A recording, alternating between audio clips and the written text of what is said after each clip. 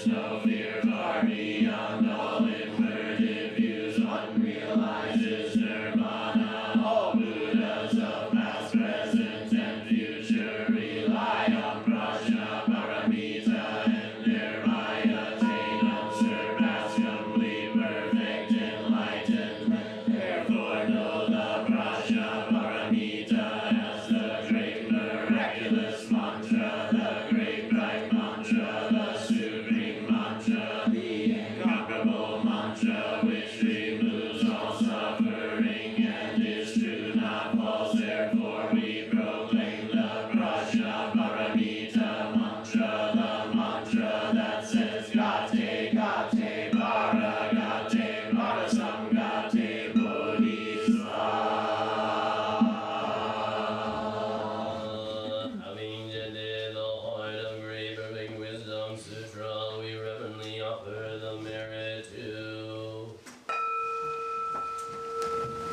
great benefactor and founder of the doctrine, the original teacher, Shakyamuni Buddha, to the countless Buddhas and Bodhisattvas that permeate the myriad worlds, to the eternal three jewels in the 10 directions, and to all teachers of the true Dharma who transmitted the flame, that we may repay their compassionate blessings. We further offer this merit to all the Dharma protecting devas, to the Dharma protecting saints, to the earth spirit of this place, to the temple protecting spirits.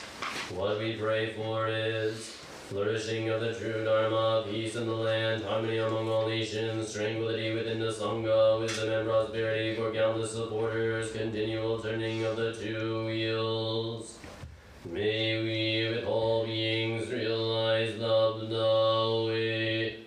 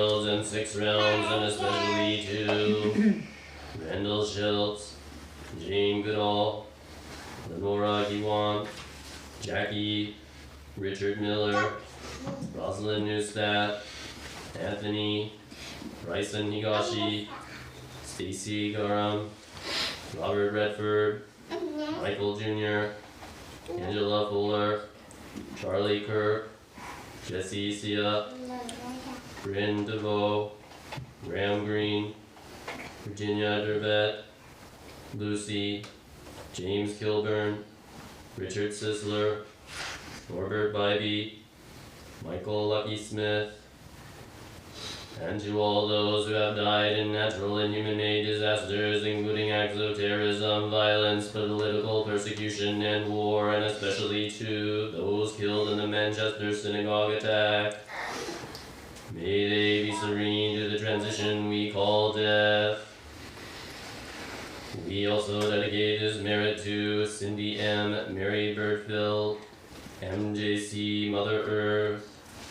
May the heart of compassion illuminate their lives. We pray that all beings may prosper and all misfortune cease.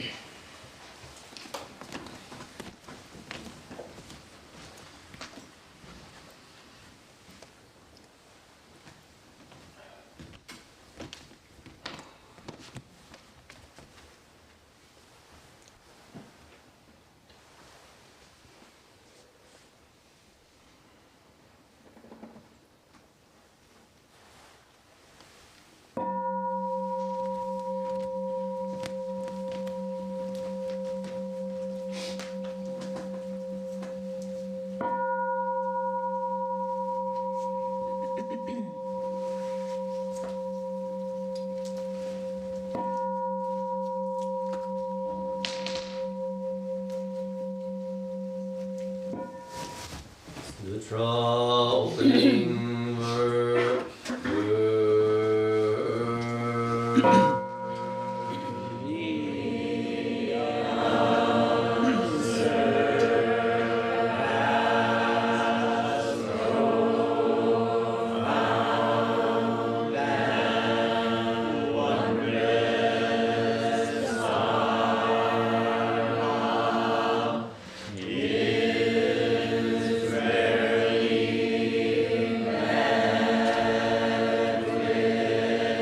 Even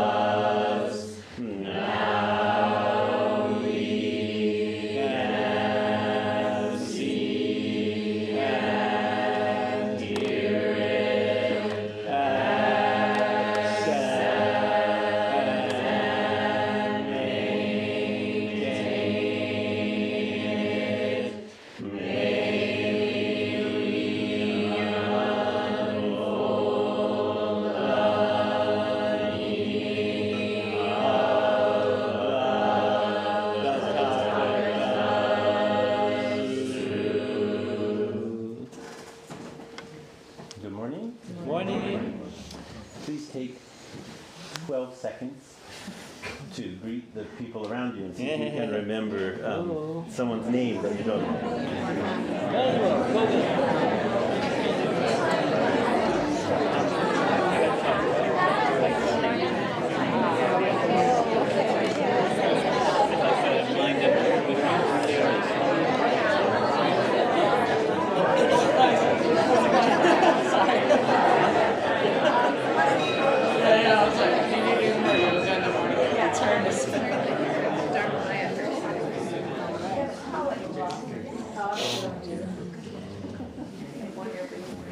Wonderful. Nothing like being quiet for 20 minutes to jet fuel the desire to talk. I get to give the talk, so that's my thing. I had a very Zen experience this morning.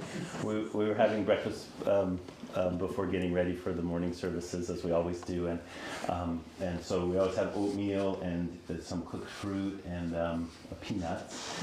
And so when I was scooping the mixed fruit, it was apples. We have a lot of apples now, and they were scooped down a little bit, cooked a little bit. So there was some apple juice in the bottom of the pan. So I was trying to scoop out, I wanted some juice. So I'm trying to scoop it out, but I can't get any. And then I realized it's a slotted spoon. And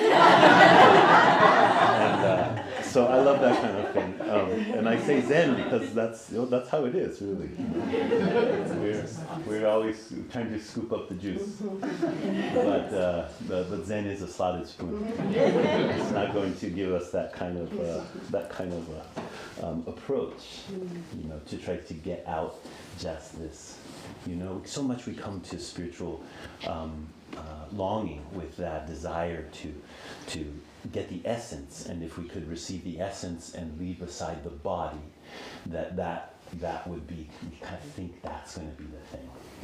Almost all of us are driven by that in some way, and it's not that there isn't an essence. In the way that I talked about it in a talk a couple weeks ago, there is something very central, a kind of principle, but that's about what's true in everything or through everything. It's not an invitation to throw the unimportant things away and just try to get the juice.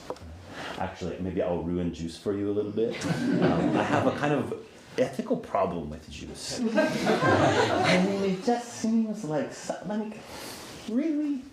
We're going to just juice that? Why would you do that? I'm very fond of carrot juice, but other kind of juices. But I'll say one last thing about juice and then I'll move on. When I was in monastic training, I did understand juice because people will bring offerings of fruit. That's a common thing in Japan in a monastery. So even though we had many monks, there was maybe 40 of us or so, there was so much fruit. So much fruit, and it was like you couldn't eat all the fruit. And so then, the cook one day would sort of be like, "Oh, we're going to do something with this fruit," and so they would juice it, or actually they would kind of blend it. Okay?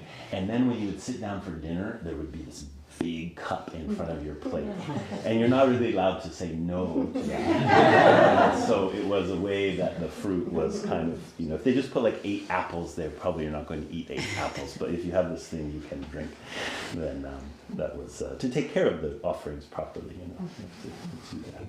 So I've done a bit of a bait and switch this morning. I put in the digest, or the bulletin. That I will be giving a 4th talk on the Diamond Sutra, but I got busy doing many other things, so I haven't prepared a talk. But it will be a good chance for questions, either about what we've been studying in the Diamond Sutra, or about things happening on Thursday night, or things that, we had the ordination, we had a installation of Shuso, had a leadership fair, all of summer. I don't think I've done a question and response for quite a while. So whatever might be on your mind. I would like to ask that if you're somebody who oftentimes asks questions, and say in the past couple months you're aware that you've asked a question, maybe you can't ask a question today, but just hold back a little bit. So some people are quite good self-starters when it comes to asking questions, and many other people are a little bit less sure or a little bit, maybe I want to ask, but as long as other people are asking questions, maybe I don't need to. So just to give a little space and a little pause between the questions to see what might come up. And really anything is okay. Hojo-san, a couple of weeks ago you talked about Avalokitesvara's Vara's head exploding and becoming arms. Could you kind of expound on that a little bit? Well, actually, her head exploded into 11 heads and then 1,000 arms. So that's a kind of classic story about where this particular, the Avalokitesvara, the Bodhisattva, compassion is on our altar to the Buddha's right, and you can see many hands. If you came up closer, maybe after service, you could look and you'll see that there's also many heads. That is a particular form of Avalokitesvara or Kannon. There are many different forms that this Bodhisattva may appear through. But the core teaching is that this 1,000 arms and 11 heads is kind of symbolic for meeting every situation. So in all of those different heads, they all have a different quality. And each of the hands holds a different implement. So that compassion will reach the circumstances of the individual who is receiving compassion. And that a person who's endeavoring to work in the practice of compassion towards others should consider it in that way. I'm not trying to just give you what I think you need, right? That's a certain kind of compassion that we sometimes visit upon each other, right? I'm going to give you what you need. But this is saying, no, actually, there's something that has to be a much deeper listening or clear seeing, that I'm meeting you, not in just what I think you need, but really true in that circumstance. So it becomes kind of in the level of symbol or archetype. It becomes a gateway for us to explore. What would that be like if I'm not just so much moving around in the world and thinking, okay, I have to figure out what's the right thing to do, or if you're one of those kind of people like me, always assume I know what the right thing to do is, and then just in pushing that out, but instead saying there's this deep kind of receptivity that needs to happen to be able to respond appropriately. So that's one of the from that kind of level of the symbolism of it. That's what is about. A follow-up thing on that, I was just really found myself crying in the car yesterday, which is not that rare for me.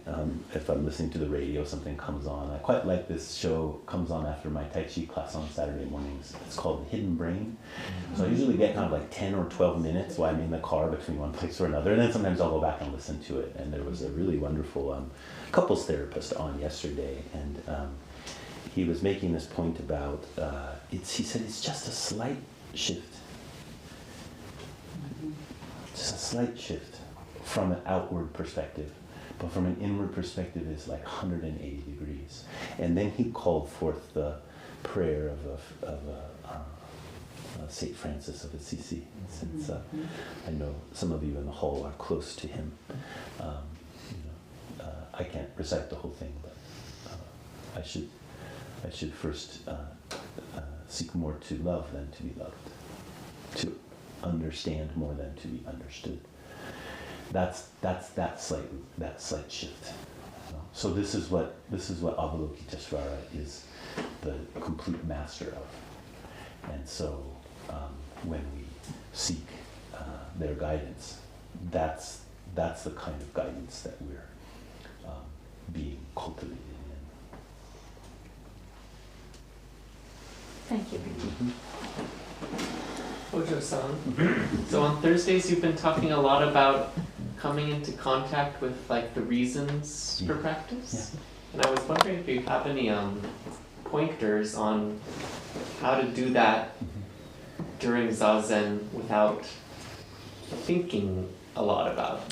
Good point. Well, I do like to point out to people in Dogen's instruction about Zazen, he quotes this very old koan, and he says we should think, not thinking, non-thinking. So he does start with thinking. Oftentimes we just think thinking is automatically wrong in Zazen, but there is the freedom of mind, which when we just think about closing down mind, as like we're not supposed to be thinking, this rigidity kind of sets in. So it is important that we don't get too kind of, what would be the word, overbearing against our thoughts. In fact, in the older teachings about the different states of jhana or concentrations, the first one is filled with thoughts. That's the entranceway.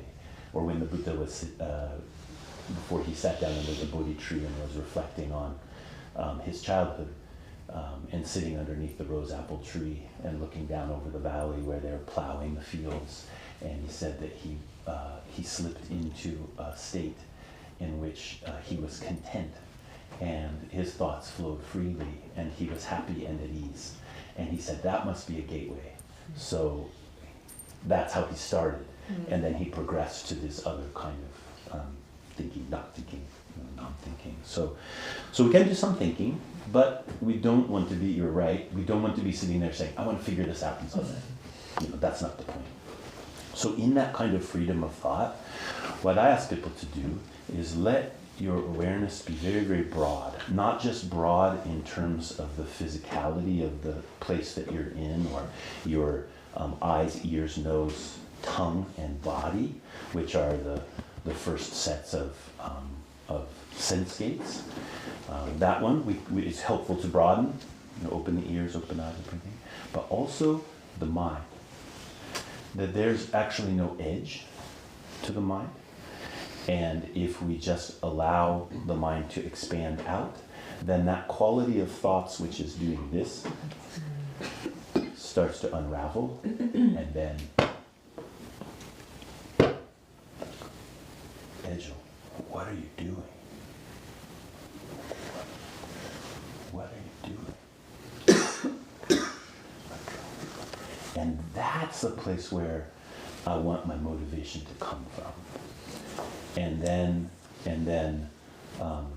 we can hear a voice call back. Sometimes it's a more general voice, like for me, one that's really strong through cultivation over years, but not cultivation of like making it be, but like hearing it more and more, is I want to respond to the suffering of the world. And that starts right here. And I know sorrow. And so what is that response right there in that sorrow? And there's a direction in that. Then sometimes it may come to, oh, I see clearly this is something that I need to do, want to do, is the way to go in terms of my motivation in practice and for practice. So that's the way I try to cultivate that, and the way I suggest. I'm going to ask this question for myself, but also because I'm sure other people struggle with it, and that is falling asleep during Zazen and doing this business, which is something I've just been struggling with for quite a while, and I try not to fight it, but it's very, very frustrating. Yeah, well, you're lucky. There's one thing, I'll tell you what you're lucky about. There's one type of person that can learn to sit very softly in this upright place, and they can fall asleep right here, and they don't do this. And if you're that kind of person, you're in really big trouble. One of the monks I practiced with, he hated Zazen. He's really hated Zazen. He entered the monastery when he was 13, and when I was there, he'd been there for 15 years or something. And he just hated Zazen. But he could sleep. He trained it just... and it was just amazing. So it was hard. He had a harder thing. When they set him next to the Godo, who's the head of the meditation hall at one point, and so we were sitting in sesshin, and you'll just hear... like, oh, he would just hit, the Godo would just hit it, boom. And then he'd fall right back asleep, and he would just hit it. And then after that, when I would see Machan's face, and he was was just like, he was blue, because he couldn't sleep during Zazen. So, you be thankful for the Baba. Kind of two ways. One, I would say on more of like a yogic level or energetic level. One way that is really helpful to work with it is breath. So, I mean, that's probably true about anything. But in the case of the way I talk about breath now, breath is spirit. And it's not so much that we want to push against sleepiness to have this state of wakefulness. That is the dichotomy that we're working in all the time. Actually, what we want is the spirit to be alive, both through sleep and wakefulness. We're not trying to divide the world into two and taking the wakefulness over the sleepiness. So even in Zazen, there may be some sleepiness, but you want the spirit to be ignited. We're not putting it out, but we kind of have a tendency to do that. So it's also good to consider, what's my life like? If you're burning it at both ends, out and about, and then you get on the seat, it's like, oh, a little bit of quiet, a little bit of rest, you're pretty much wired to go like that. Once you get comfortable enough. So good to pay attention to that, and that could give you some pointers on maybe what your life's like. Maybe you need a little more space or rest, something like that. But then with the breath here, then as it's coming in and out, don't just regard it as this kind of material need. Like, it's actually the movement of spirit, which is not part of just when you're awake in the conventional sense, and not then when you're sleeping. It's through everything. And so when you bring your attention back to that, and then particularly let this part of your body, let the breath as it comes in do a slight expansion. It will be doing that if you pay attention anyway. But oftentimes we've got a little holding in a funny place. So that may be for some people more down in the belly, some people more here. That's not so important where you're directing it. But bring your attention to that enlivening spirit of breath. And you can even, if you want to, give it some color or some kind of quality, like you're sipping in light, and as you're breathing out, you're letting the light come out through your whole body, and just work at that place. That's not a like, here's the pill, you won't be sleeping anymore, but it's a way to experience something on an energetic level, that's happening. So that's one kind of way. The other way is, if I were to say it in the old Zen way, I would say, what the fuck are you doing? Not really. No, I get it. It's like, you're alive. Okay. Will you just sleep through this whole thing? And I'm saying that not as a criticism of you, I know, yeah. but I'm saying it as a criticism of our mindset. And then we come to meditation with this idea that I'm going to enact this thing, which then will take care of the problem for me. Invitation to sleep. That's what that is. Right? I'm going to enact this mechanical thing that then will take care of the problem that I have. Well, how about facing the actual problem, which is we don't want to do it. We don't want to face the fire of life. We don't want to really be present for this amazing invitation of emptiness and impermanence, which is all the beauty that is spouting in the world, moment after moment. But we're so intimidated by it. And so we create this kind of mechanistic idea, or a kind of like formulaic idea. Now we're quite a machine culture, so that's why I use the word mechanistic. But in any time we would have our own way of sort of holding it out tight. I think when I was coming back from the Y yesterday, there was a Lutheran church on Jefferson on 22nd or something, and their reader board said something along the lines of, the truth will set you free, but first it will make you suffer, or something like that. Next thing on the it's making you suffer, not will set you gluten free. Yeah. It's not. It's but there's a lot of joy in that. In that too. Some communion might be in order. I had this experience yesterday. Our granddaughter Hanh is just turning 2. She'll turn 2 tomorrow, and she's cute as the dickens. You know that 2-year-old thing where they start doing with their tongue? It's so great. They're not sure why. They're just like as if they discovered this. They're they're kind of thinking something and they're feeling something, and it's coming out through their tongue, right? They're kind of doing that thing. So she does that. It's super cute. But I love this about 2-year-olds, the way they can throw it. And she just was mad. And she doesn't melt down very often, but she was just mad. And she's just, I highly recommend that for sleepy zazen therapy.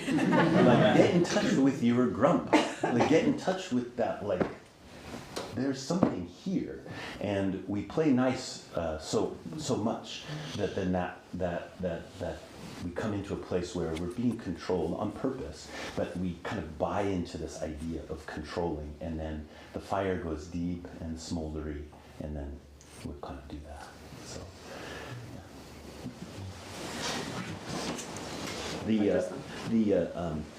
the Clash is pretty good too. Just on generation I ahead. have a question along the lines of what people have asked already, but around thinking. Yeah. And you're speaking to that, but so my tendency is to think a lot. Yeah. And sometimes I'll drift and come back, and Yeah. that seems relatively straightforward. Yeah. And some of it's more about Zen practice Yeah. or what's going on here. Yeah. And I'll get caught in that, or even the body. Yeah. And be thinking about that. Yeah. And sometimes I think it has value, and sometimes I'm not sure. Yeah. And so what to do with that? So I would talk about in three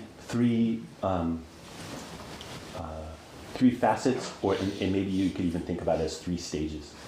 So the first one is, okay, so you sit down and you make some space.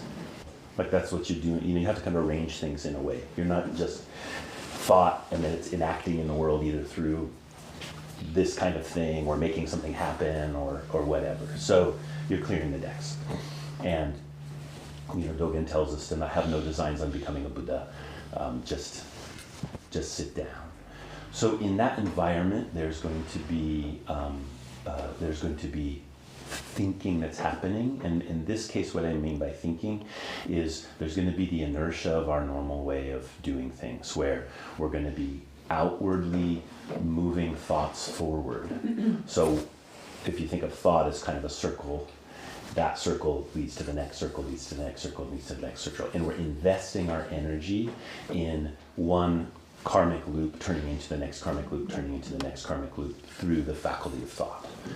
So of kind of this aspect of practice, and you could think of it also as kind of staged in the way that you're practicing. The practice is not so much to try to pull yourself back to here, because there's nowhere else to be. You don't have to pull anything back.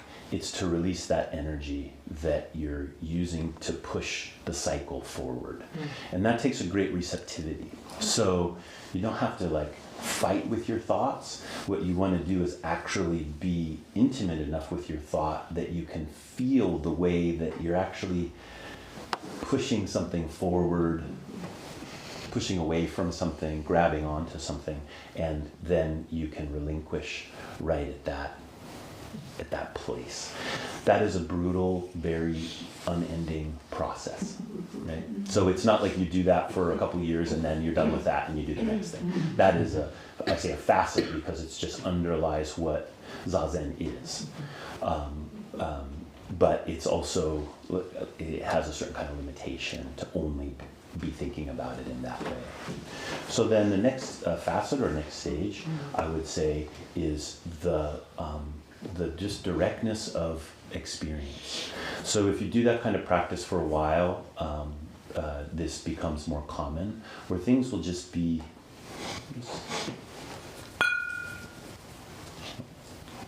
no commentary necessary, no oh yeah, I'll buy this glass. This is kind of nice. Maybe I had a glass like this before. Maybe I should get another glass like that. And pretty soon you're in another place, right? So that can rest as you're learning that kind of relinquishment. Right?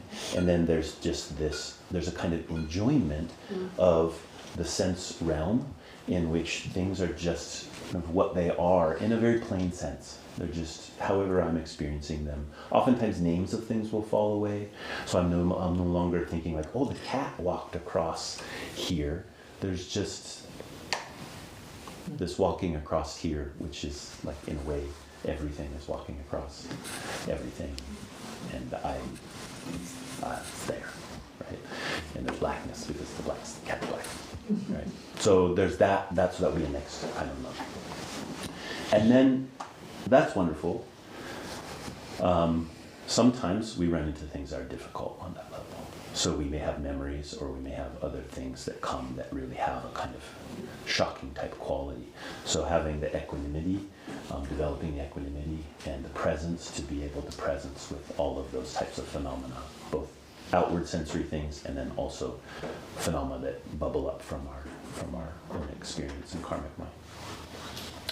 And the third level is we shift from this recognition of experience to, this is almost impossible to talk about, the aperture through which the experiencing is happening. So there is like an empty space in which the phenomena is appearing. In Buddhist language, we would say it is the attributelessness or the marklessness or signlessness, the total, what's that fancy word for quiescence? Quietness of? Quiescence of God that is both brutal in the sense that it won't react to our sense of need or compulsion, but is completely transparent. And that shift is very tricky because if you're trying to experience it, it's not something to be experienced, it's the basis of experience. One of the reasons that level is so important is when, to come back to the compassion piece, when you're trying to really move through compassion, either because you feel compelled or you just realize it's the thing you have to do, when you do it, I was thinking about this yesterday, when you really do it, it won't feel like anything, which is a big letdown when you're thinking, oh, I'll do this wonderful thing and then I'll feel great and I'll feel great and everything will be great and we think all of our experience will go like this. Actually, something much more precious happens in which you're no longer grasping after it, a particular experience. And so that's really important that we also integrate that into the Zazen in some way. And I'm sure we could talk about 4 facets or 10 facets or 1,055 facets, but those I think on the thinking level really are maybe the 3 that I would advise people to work with. Thank you. Mm-hmm. Some time ago, not very long ago, and I can't remember whether it was on Thursday night class or Sunday, you mentioned thinking the dangers, the potential dangers in meditation. But you didn't say what they were. Oh, there's so many. Yeah. So thank you for bringing this up. I've been meaning to talk about this, and I keep like it doesn't quite fit into my talk oftentimes, or I forget about it, and then later I remember.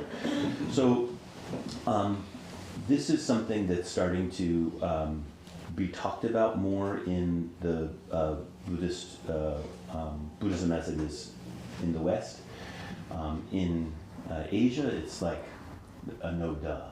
Everyone knows that meditation isn't just the panacea for all things and in all situations is good and has no possibility of going wrong, which is the mindset that has become very popular in the West. I would say when I first moved back from Japan in the late 90s, that wasn't how people thought about meditation. It was much more of a kind of esoteric phenomenon.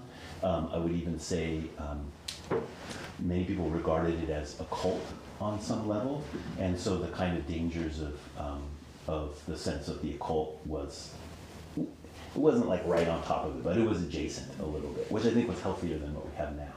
What we have now is certain facets of meditation which have been extracted from their original contexts and then being marketed very, very heavily. And so to market them, they need to all be good, just like OJ. Not Simpson, but juice. It's only good. And if you're the orange growers, then orange juice can only be good, right? Because that, you want to sell orange juice and everything. And so that slide has really happened, and a kind of paying attention to what may be dangerous about meditation and how you should be careful about it is not being presented. So I think that's why it's coming to the fore right now. So a couple principles in that there are really important and things we try to do at Buddha Eye is, first of all, don't think you know what's going on and that there's no possibility that there could be problems arising from any activity you do, including meditation. And that one of the core ways that we keep aligned with that attitude is that we remember that our ancestors walked before us and that our traditions, although they might also contain things that are harmful and need realignment, they're a reliable thing to come back to in terms of trying to understand what might be dangerous. So we don't just think, I know what's going on, let me take the juice out of the meditation and then apply it in a certain way. So that, on a big social level, is something we should pay attention to, but on an individual level. Any practice that you take up and you're like, yep, I know it's this. All this other stuff, yeah, it's basically BS. And you're just gonna like hunker down on it, and you don't go to talk with the teacher about it, and you don't look back into the tradition, and you don't try to receive the teachings from the Buddhas and Bodhisattvas and ancestors about that thing that you're doing. You just think that you know you've got it and you're going to apply it that way, asking for trouble. Mm-hmm. Yeah. There may be a time where that's even not a bad thing to do, but it is a dangerous thing to do. So we should be aware of that when we kind of gather in that way. So that's what I mean by being connected to the ancestral tradition, that we need to be open in those kind of ways. So that's one place. Particularly if you're going to practice in retreat, there needs to be real care taken about how a retreat is articulated and what access people have to guidance. There's a lot of retreats now that are being run in a kind of very mechanical way. This is what the program is, come in, this is how it is, do this, dun, dun, dun, dun. The teachers have a sort of like script that they just come back to again and again and again and again and again. And that can be good, but if it doesn't also have this other possibility to connect with other humans that can teach you about what's going on, then that can be that can also be as a kind of a dangerous place. And then I guess I would say, the dangers themselves, what are they? Some of them are not, how can I say this? There can be things that on one level are not exactly good for you, but on another level is important that you do. So sometimes meditation will bring forward very difficult things emotionally, physically, kind of existentially kind of thing. That's oftentimes good because there's some place we're holding all this stuff together and we're just repeating the same cycle. And for that to come apart, we've got to face something that is rough to face. But you don't want to do that without refuge in the Buddha, Dharma, and Sangha, or else you're just flailing. You're just flailing around. And then there are what we would largely classify now under the heading of mental health challenges or issues. And sometimes meditation can exacerbate those in a way that is not helpful. But sometimes you have to touch those things in a way to be able to do something else rather than the predictable way that you've been working with that for that particular problem. So it's not that meditation's bad necessarily, it's just that you have to do it with that kind of awareness. And then there are things that just anybody who does more intense practice is likely to experience at some time. And it comes from imbalances. Oftentimes people will, it's not uncommon that people kind of, the technical terms, blow your lid. You kind of like lose it a little bit, and there's all of these old stories about what to do about that. The one I prefer is take off your shoes and walk, preferably by the river. And it might take an hour, it might take a day, but you come back down. But oftentimes you need somebody there with you to do that. And if people don't know, then they can't help in that way. And then the thing gets pathologized. And through the pathologizing of it, then you have, not to say there is pathology, right? So, but sometimes things that don't need to be dealt with in that way are dealt with in that way, and then you exacerbate the problem. So that's just a little bit amusing. There's a very good website if people are interested in this called Cheetah House, and it's research done about, she's a insight meditation teacher, and then also a researcher in psychology, I believe, who's really put together quite a lot. I'm gonna agree with her about a lot of stuff, but I think that the website's a good source for learning more. Cheetah, like really fast runner. Okay. Yeah, not cheater, like cheetah, like a fast. And there's a book that's coming out next. I just went to a workshop on this a couple weeks ago, and an online workshop, and there's a book that I'm really excited about. It's coming out next year, which is done by researchers and practitioners together, taking the old wisdom from the East about how to respond to different kinds of challenges that may emerge in the life of a meditator, and to connect them with modern practitioners. So I'm quite excited to see how that comes out.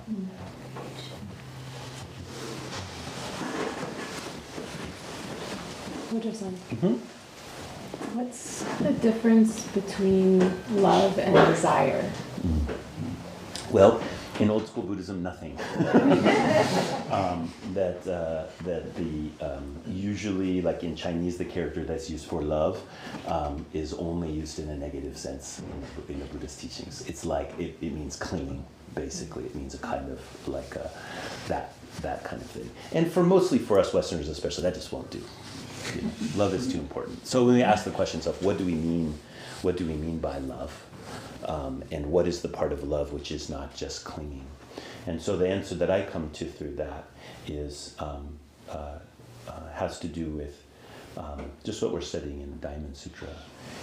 Is my care, if we thought of love as one of the perfections, which maybe we could add that, we could make the seventh perfection would be love. That would be sweet. It kind of goes on. That if we're loving, that we would love without abiding in these different flavors of self-grasping that is outlined in the Diamond Sutra, like a self or a lifespan or person. Those different ways that we kind of create this clinging to this contained beings. That love is a gateway to not abiding in those things. That doesn't mean that there isn't a real experience of me as an individual and the other beings that I may have love for, whether they're human or not human. But in that love, where am I just getting caught on I love you and you love me, and I'm kind of working that in would be the word. Stronger affixing to that sense of a self, or it's an opportunity for the releasing of that grasping. So how am I generous, for example? What is a generosity? In intimate relationships, the generosity of our sexuality, for example, is hugely important. And in what way do we, that there's desire in that, but there's also this kind of intimacy that comes from a surrender of our self-clinging. So that's the terrain that we're trying to come to. I would also say that in much of Buddhism, I started by saying in traditional Buddhism, no difference, but in Mahayana Buddhism, mostly there is a strong sense that desire is 100% necessary. And that we don't want to just cleave off the desire part of love from the other parts of love, or else there's no bridge. We just go cold. We go into kind of the arhat path, which is just to dry up. And so, for example, in a sutra that I've been studying for a number of years and is really important to me, no English translation yet, is the Dishubun that's up here to Prajnaparamita's left. And it's very interesting in this sutra, which is a sutra about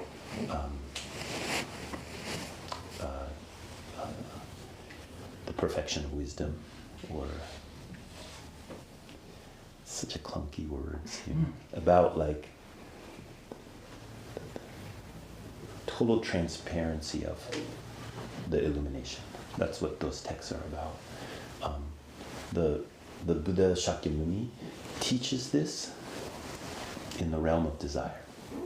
So where a Buddha preaches this particular teaching is important. And in this one, he teaches it in the absolutely most blissful heaven of sense desire. It is the place which is every desire is completely fulfilled. And that's where he teaches this sutra. And a conventional kind of exoteric explanation is that the gods that live in that heaven are really into the Prajnaparamita. And so he teaches it there because they're the ones that really are ready for that teaching, and they're so strongly aligned with it that that's the place that you should teach it. A more esoteric kind of interpretation of that is that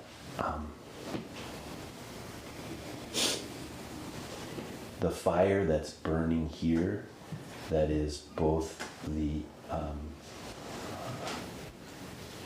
unobstructed radiance of wisdom, is also the fire of desire.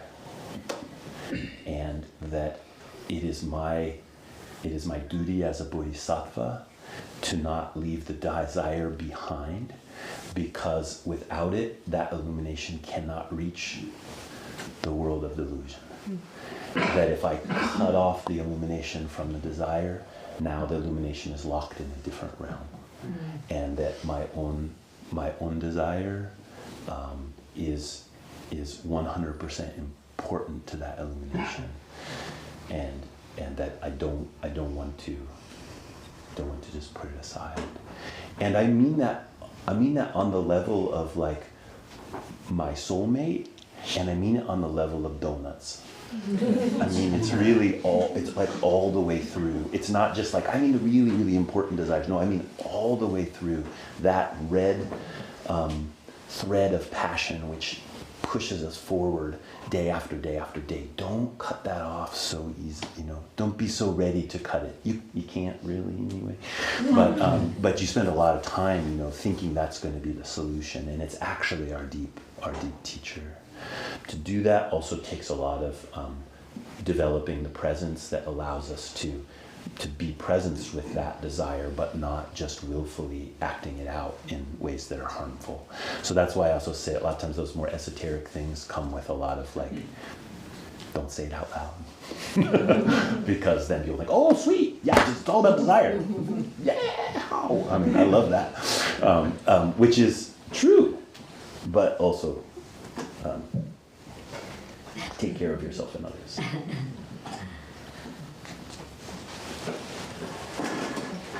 maybe we have time for one more. Interesting. Mm-hmm. We talked a little earlier about falling asleep during zazen. Yeah.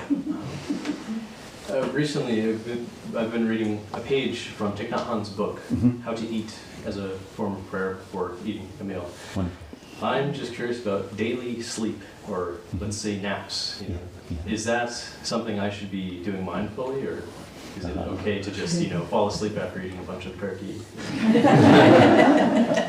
Yeah. So I want to try to reframe this from being like what's okay and not okay to more like what's the exploration. So there is a way, in a lot of the classical teachings will really, say don't sleep. The masters will be like, and he never slept, or he only slept 2 hours a night, or something. They'll have those kind of teachings, which I think is helping us point out to there is this strong compulsive grasping that's involved in our sleep, in our sleeping cycles, or our craving for sleep. So one aspect of the practice is we should be investigating that. Like, why is my life so determined? Like, okay, so like I didn't sleep very good last night, for example. I didn't actually. Last night sleep very good. I've been having this funny pain in one of my leg, and it came up, and that's not very common for me. I usually just sleep like a rock. And so I could get up in the morning. Or I could have gotten up this morning, and I could have had a whole story about, I didn't sleep very much last night, and so therefore I'm going to be kind of tired, I'm getting ready to go on this trip, and I could have been just like exhausted by breakfast, by all of the world I had to invent, called the world of being tired because I didn't sleep very well last night because I have this pain in my leg. And we're doing that all the time. So we should pay attention to that, and we should try to see, like, no, how do I release that kind of relationship with sleep? Which isn't to say we don't need sleep, right? It's just to say that we're so bound up about the whole thing. And then I would say, so that's part of the exploration. And then I'd say another part of the exploration is like explore sleep. Really pay attention. What's it like when I go to bed? What do I do before I go to bed? How do I prepare for bed? How much light do I beam into my face? And then think that I should just be able to go to bed. Like, I mean that like in this sense for sure, but just this sense. What's the whole environment of your life? What's the spirit with which you're going till it's time for sleep? So we should like paying attention to all that. And then your sleep itself. What's it like? Do you remember your dreams? Do things come and teach you in your dreams, or show you things, etc.? Like, how do you value that world of sleep? Not to say that everything should be the same, but you should explore it. And then this question about how do I sleep mindfully isn't so much a question about like, okay, now it's the time for sleep, so what do I do to sleep mindfully? It's more about what's my whole life that is now, the wholeness of my life is sleeping. And to bring that spirit to what it is that you're doing. And people's temperaments are different and everything. I'm quite a energetic person, and especially in a time in my life where I was doing a ridiculous amount of stuff. I perfected something which I fondly refer to as the power nap. I didn't come up with that word. Someone told me about it at some place. I always just thought of it as reincarnation. Or what's the thing? What did Jesus do? Resurrection. Yeah, that's it. And so I would come home I was teaching school, and I would come home from school, and it was, I'd gotten up at 4:30 to do all temple stuff and rode my bike to school and teach school all morning, and I get home in the early afternoon or mid-afternoon, and it's like, okay, it's already been 9, 10, 11, 12 hours since I've been getting up doing stuff the whole time. I mean, a good chunk of it was meditating. But, and then I'll be like, ooh, there's 8 more hours to go. And I gotta do this and this and this and this and this and this and take the kids to here and do that, and all these different things. I'll teach class tonight and everything. So I took to this practice of I will just usually have a cup of coffee, and then I will lay back like maybe on a chair or sofa, sometimes lie down, but better for me to be just a little bit upright, and then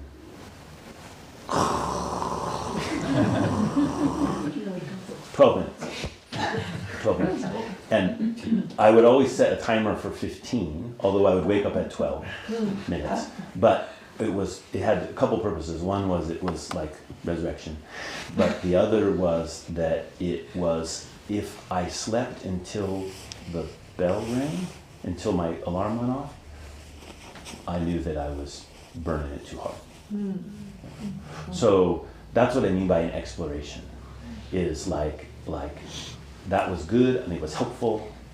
It was, and I still do that sometimes, not as much, but particularly exploring it in such a way that I could be in an ongoing relationship with the fact of sleep, or the whole beingness of sleep, as opposed to just kind of like, am I supposed to do it or not do it, and how long, and those kinds of things. So I'd invite you to maybe that's a turkey leg and a half-hour nap, or maybe something else.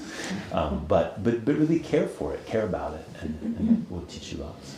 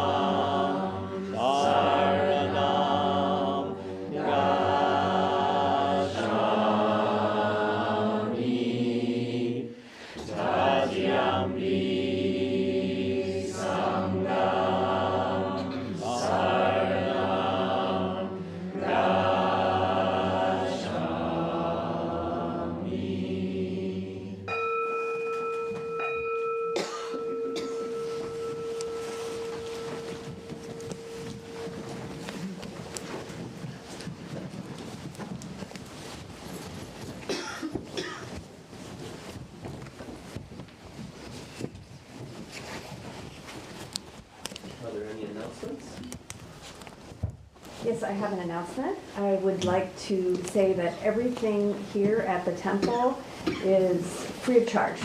There's no charge whatsoever for the Sunday service, for any of the classes, Sanzen, practice discussion with the teacher. So we have a great opportunity to practice dana and to give generously, to practice generosity. So if you have a financial contribution, that's very welcome. And we have a dana bowl out here on the Ngala and also in the front room.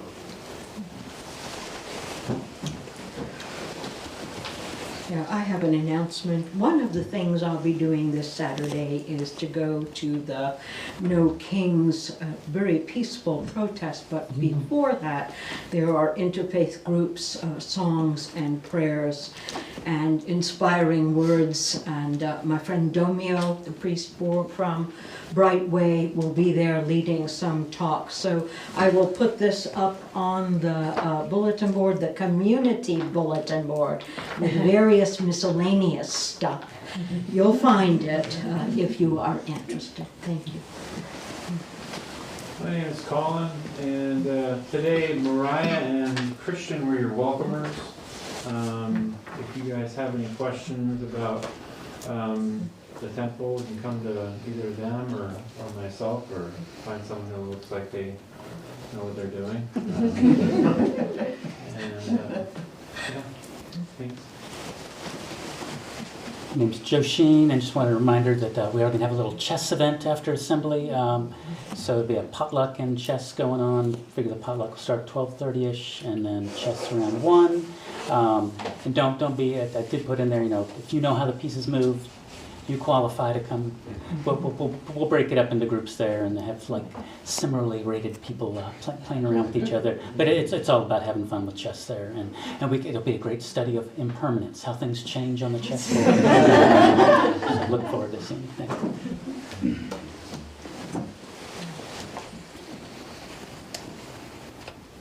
Oh, do I just speak up? Once again put a basket, but it's better labeled.